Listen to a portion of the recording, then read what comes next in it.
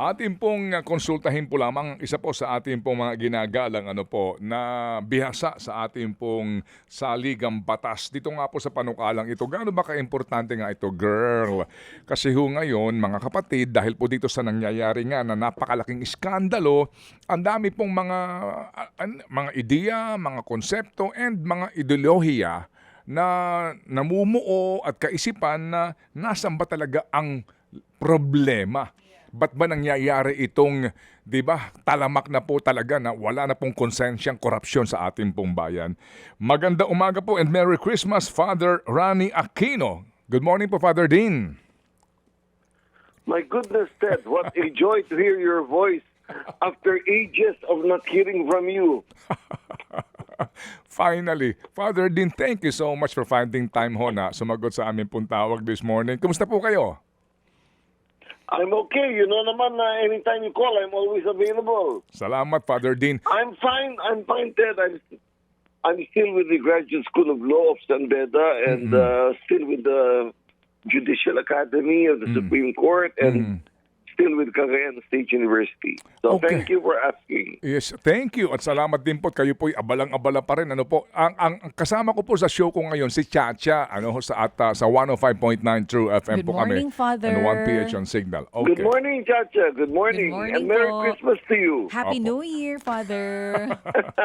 Okay. Father Dean, kayo ho ba'y naimbitahan dito po sa mga pagdinig na ginagawa po ng Kamara para po sa panukala na magkaroon po ng Constitutional Convention at pag-usapan na po ang mga amyenda sa ating pong saligang batas? Yes, I was invited by Congress and I recently appeared as a resource person on December the 3rd. Yes. Opo. So, kayo po, nung tinanong po kayo, doon sa kaisipan na panahon na para po magkaroon ng mga pagbabago, including ito pong pagbabago sa sistema po ng ating lehislatura. Ano po ba niyang thoughts doon? Well, actually, Ted, there was no definite proposal on the table for the Committee on Constitutional Amendments.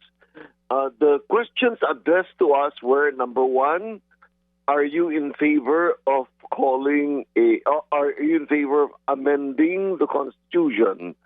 Number two, do you propose a constitutional convention or do you propose constituent assembly? And number three, what are your reasons for your choice? So nung ako'y tinanong, when they gave me a chance to make my presentation, Ted and Chacha, I told them that, number one, many times kung pinag-uusapan ang charter change, ang parating binibigay na dahilan kung bakit ayaw ng mga tao ay natatakot sila na gagamitin yung charter change na pangpalawak sa mga termino. In other words, extension of term limits. Pero sabi ko, that fear has constantly paralyzed us against making necessary changes. Number two, sinabi ko, since we are thinking of changing the Constitution, then I propose that we do not only amend it, we should revise it.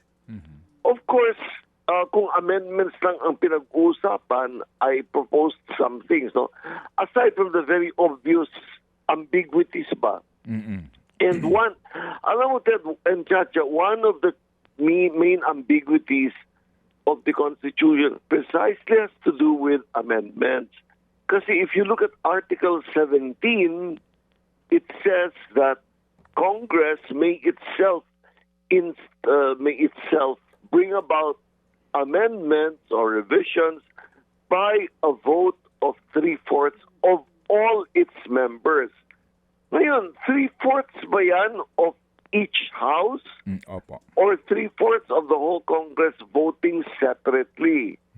Now, and then the Congress may call a constitutional convention by a vote of 2/3 of all its members na naman.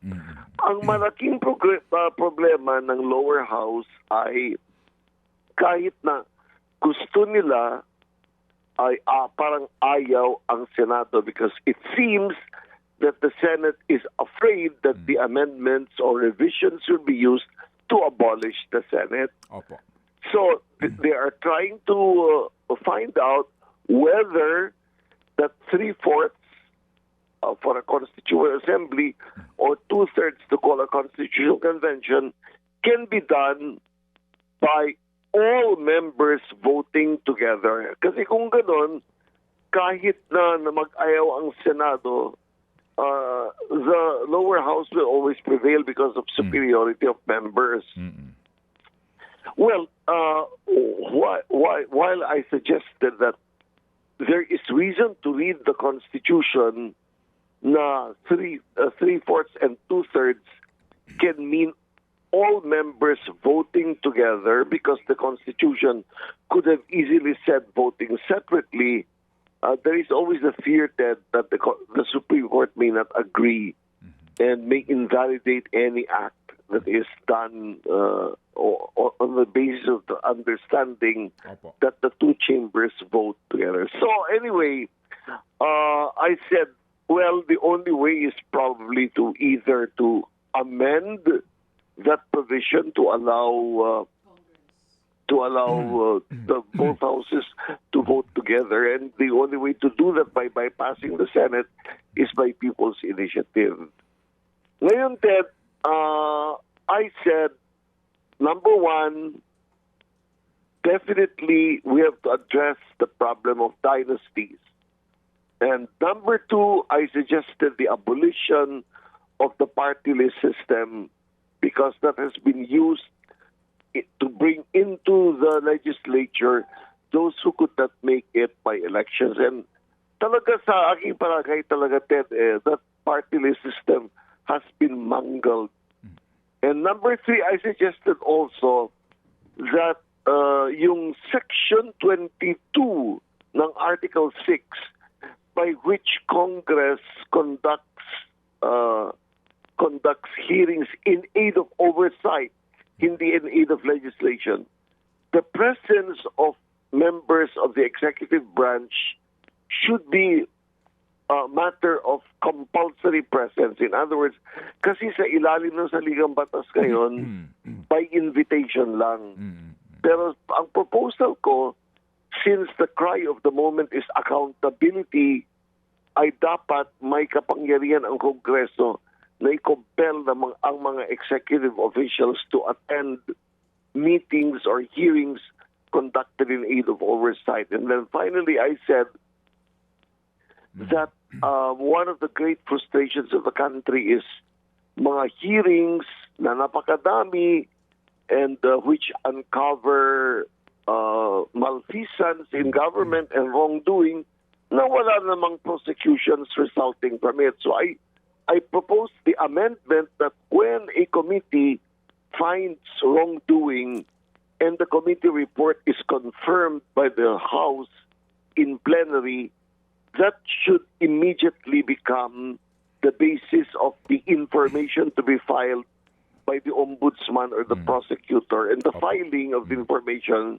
becomes ministerial. So those are some things I thought about that. Okay, sige po. So, amendment po at hindi revision. Bago ko po tunghayan tong... Well, I also proposed a revision. Okay. I also proposed a revision. Ang sabi ko, kasi I said, if you want an amendment only, these are my proposals. But if you want a revision, I really propose that we shift to a parliamentary system of government, and accompanying a parliamentary system, we change the election system to proportional voting, proportional representation. Go ahead. Hindi yung first to pass the post na ginagamit natin. So yun ang proposals ko. Okay, sige po. Magandang pag-usapan yan, po. Pero ngayon po palang unahin ko na itong issue nito pong political dynasty. Alam niyo ba itong mga panukala ngayon nila Speaker D o itong si Sandro Marcos, ni Majority Leader, at yung iba pa? Kasi po parang may problema ho mismo sa definition, hindi lang po sa saligang batas, kundi paano ba ang political dynasty Ano ba paano ba ito? Ano ba yung bilang ng mga posisyon na hahawakan ng mga kamag-anak? Medyo ngayon po diyan na magkakatalo eh. Ano po ang inyong kaisipan po dito pag sinabi natin na pagbabawal sa political dynasty, sino pinagbabawalan, saan sila pinagbabawalan ng mga posisyon? Okay. Alam mo, Ted, babalik tayo doon sa proposal na ginawa ng 2016 committee na binuo noon ni President Duterte na pinangunahan ni Chief Justice Puno at former Senate President Aquilino Pimentel. Doon sa proposal na yun, we defined a dynasty in the following way. The Constitution will prohibit the simultaneous, in other words, sabay, or successive election to office of relatives in the direct line. In other words, ama, anak, o lolo, anak, at then at apo. Or relatives to the second degree of consanguinity or affinity. In other words, hindi pwedeng magsabay ang magkapatid, hindi pwedeng magkasunod ang magkapatid.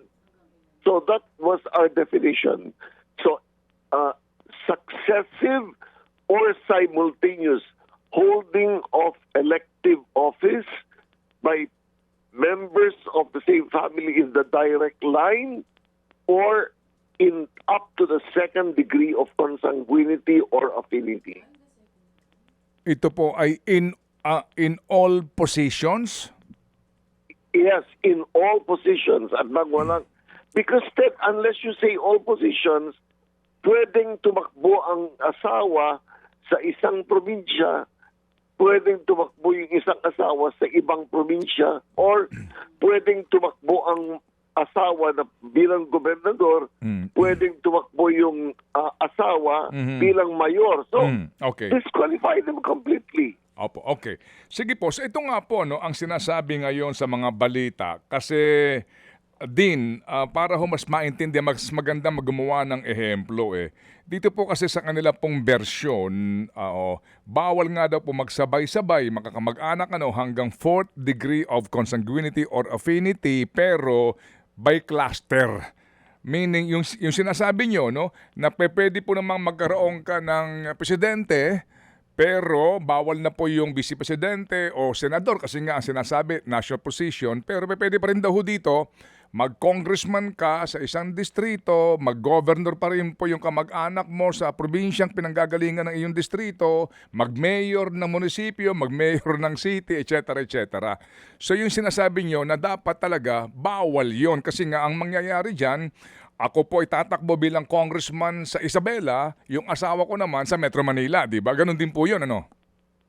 Correct. Exactly. And that's the reason kung bakit ganun ang proposal namin. Okay. So, pwede bang mas malinaw, yung bang proposal niyo para sinasabi na ano lang po, na isang posisyon lang ang pwedeng hawakan ng isa pong, ng isang tao? Meaning, kung ikaw ay presidente, yun lang ang pwede mong hawakan, yung mga kamag-anak mo hindi na pwedeng mag-senador o mag-congressman o mag-governor? Yeah. Dahil sa very absolute yung proposal ko at proposal namin, Ted, that is exactly the reason kung bakit we limited it to second degree of consanguinity or affinity. Kasi the moment one member of the family holds elective office, barred na lahat ang members of the family in the direct line or up to the second degree of consanguinity or affinity from all other elective offices. Bakit po hanggang second degree lang? Dahil nga doon sa kumbaga ang ban parang absolute, no? Oo, ganun po iyon. Yes, that's the reason. That's the reason. Yes. Pero hindi ho naman kaya hindi pwede mangyari kapag ganyan na kung congressman yung tao, kung ang kanya pong hipag na ang tatakbo o ang kanya pong bilas o ang kanya pong pamangkin sa bilas. Alam niyo yung mga ganun na. So lalabas po din, pwede po yung ganun. Kumbaga hindi siya masasakop ng ban. Well, as long as it's outside the second degree Mhm. of consanguinity or affinity, pwede.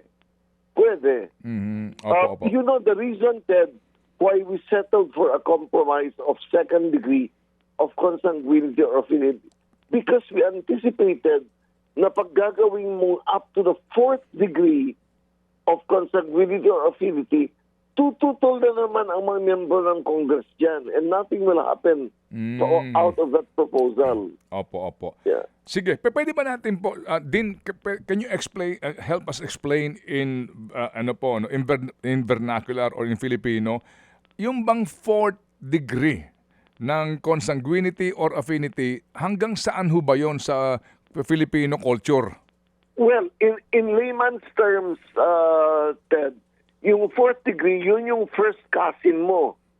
Yun yung first cousin mo.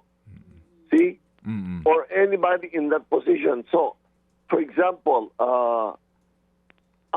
yung anak ng kapatid ng tatay mo o anak ng kapatid ng nanay mo, that is your relative by the fourth degree of consanguinity. Kung affinity naman, by relation of marriage. Mm-mm.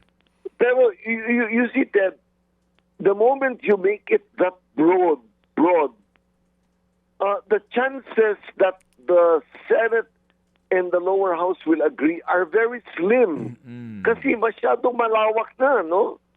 Pero pag ginawa mong second degree lang, the chances of getting approval are much higher, because you are limiting it to second degree of consanguinity or affinity. Hanggang saan lang po ulit, Father Dean, ang second degree?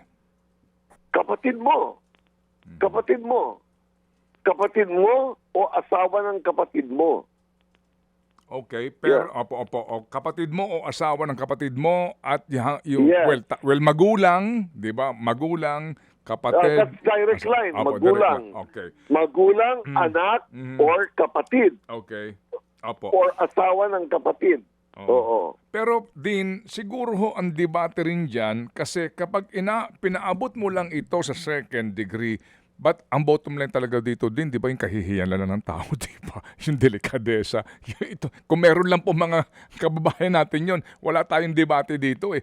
Pero hindi ba kapag ho ganyan, kung hanggang kapatid mo lang, hanggang di mangyayari pa din po niyan, itong mga gahaman sa pwesto po, talagang ginawa ng negosyo ang gobyerno, di yung pong mga, yung mga first cousin nila, yung anak po ng aking, yung first cousin ko doon sa tiyo ko, di ba, yung sa tiya ko, ganun din po ang mangyayari siguro niyan din kapag hindi mo sinagad ito.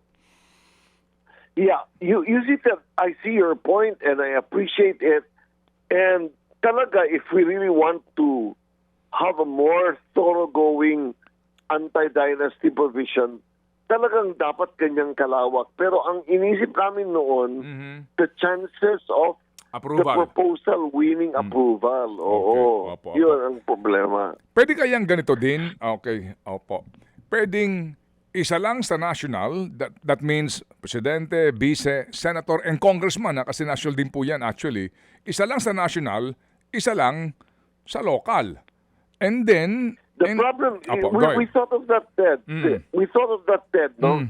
Isa sa national, isa sa local. Pero if you allow that combination, national and local, yung local and national ay pwedeng magkausap na naman, at dyan isasali yung mga unappropriated items, yung mga insertions. That's exactly what may come out from that eh. Oo. So we thought na lang na no absolute prohibition of any simultaneous or successive holding of public office. Oo. Paano ho naman po yung term of office? Yung kaisipan ng, alright, kung senador ka, you're allowed only 2 terms. That's 12 years. Pero meron kang break and then takbo ka ulit, re-election. O kaya sa Congress naman po, ganun din po naman po, no? 3 terms ito, tigta 3 taon. Napag-usapan niyo ho ba kung ano ang formula natin doon sa term of office naman noong pong nung tao? No, none of the resource persons brought that up. Kasi ang nakatutok ang pansin doon sa anti-dynasty provision. And I want to tell you, Ted, that at that hearing, most of the resource persons, ang talagang tinatarget nila yung economic provisions ng Article 12 ng Saligang Batas. Hindi po, din, ang akin tinutukoy sa term of, yung haba po ng term of office, doon sa dynasty. Alam niyo yon sa dynasty, di ba? Halimbawa, kung sa yung succession. So, kasi pwede po kung ganon, kung ako yung congressman, and then hanggang sa second degree lang po yung ban, lalabas po dito, tatapusin ko yung aking 3 term, at pagkatapos noon, papasab ko muna itong aking second cousin o third cousin, then babalik ako ulit para mawawala po ng saysay din. Kaya po siguro maganda pag-usapan din yung ban kapag naka-2 successive term ka na o natapos mo na yung term mo sa Kongreso, tama na, hindi ka na pwedeng bumalik. O kaya naman kapag ikay mananadya, kapag naka 2 terms ka na, bigla kang aatras muna para hindi makompleto yung 3 terms, kapag ganun po yung usapin, ban ka na rin. Ano pong kaisipan nyo doon? Yeah, I understand, no? And talaga yung the intent of the Constitution is to allow as many people as possible to serve in government. Pero Ted, the other consideration you have to make here is that when you put bans like that, pag nilalagyan mo ng mga limitasyon na ganyan, you are in fact limiting people's choice because it can always be argued, bakit mo ipagbabawal kung mga taong bayan mismo na naghahalal gusto nilang ibalik yung isang nanilbihan na tapat at efficient sa serbisyo. That's the other consideration that you have to balance it with. Okay, opo. That's well taken po din, Father Din. Sige. So, ano ho ang inyong basa ngayon dito sa sinasabi ng Presidente na siya po ay gusto niya maging ito po'y priority bill, ngayon daw po mayroon ng chance ito po'y maipasa. Ano po ang inyong pakiramdam dito at ano po ang inyong kaisipan dito? Dito po sa anti-political dynasty bill at yung reforma pa din po sa party list. Well, number one, I hope na talagang yung proposal ay ma-improve at it becomes a truly meaningful proposal. Pero ang basa ko dyan, Ted, malaki ang chance na maipapasayan because Congress knows that the whole nation is very angry and that we came very close to very radical changes, perhaps even unconstitutional moves owing to the discovery nitong mga katiwalian sa pamahalaan. So I think that this time Congress will be more receptive. Pero ang hope ko naman, Ted, ay yung formulation ng anti-dynasty provision should be a truly meaningful and effective solution that will not allow unscrupulous persons na gagamitin naman yung loopholes in order to defeat the purpose of the anti-dynasty provision. And then that party list system talaga, that should really be either completely abolished or meaningfully reworked. Pero sa akin lang, dapat i-abolish na yan. Opo. Okay, sir, sige. So dito po, Father, din ngayon sa practically po abolishing Congress and creating a new one because of all of these issues ngayon.